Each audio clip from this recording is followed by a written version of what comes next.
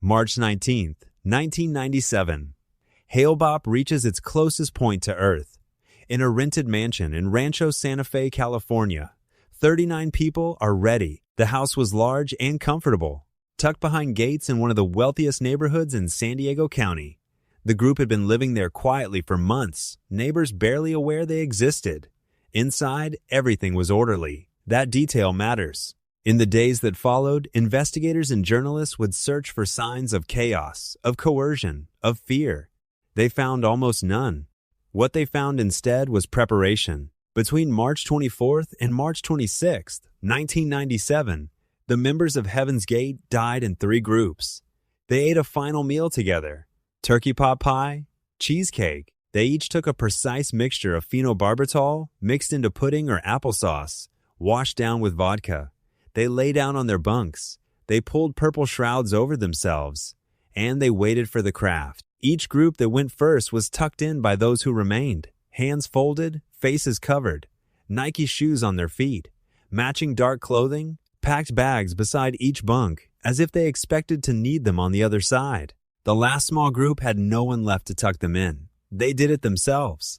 On March 26th, a former member received a package in the mail, videotapes, the farewell recordings, a letter explaining what had happened. He drove to the house in Rancho Santa Fe and called 911. San Diego County Sheriff's deputies arrived to find all 39 members deceased. The scene was described as remarkably peaceful. No signs of struggle, no signs of fear. Just 39 people who had gone somewhere else or believed they had. The victims ranged in age from 26 to 72.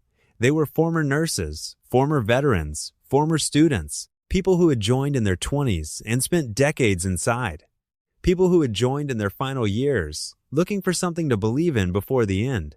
Marshall Applewhite was among the 39. He died alongside the people he had led there. Whether that makes him a true believer or the most dangerous kind of manipulator, a man so consumed by his own delusion that he took 38 people with him, is a question that has no clean answer. Perhaps both things are true.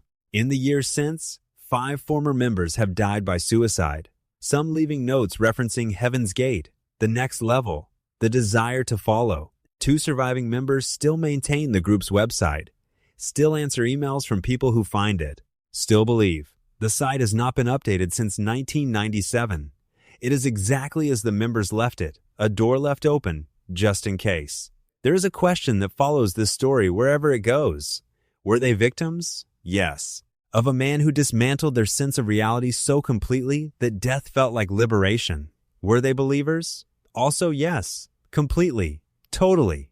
Without reservation. Can both of those things be true at the same time? That is the question that never gets resolved. That is the part that stays with you long after the story ends. 39 people packed their bags, pulled on their Nike shoes, and lay down to wait for something that never came.